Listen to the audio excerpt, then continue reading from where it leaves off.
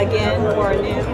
And I named it that because all the products I'm doing are either repurposed or giving new life, and as well as giving new life and a new start to the employees. I had said to the employees that every time you meet a production goal, and that means getting my product made on time, I asked the owner, I said, may I pay them each $10 bonus. Then an older lady who just checks for quality, 56, first job she's never had, has been homeless most of her life since the Civil War, and she started crying. And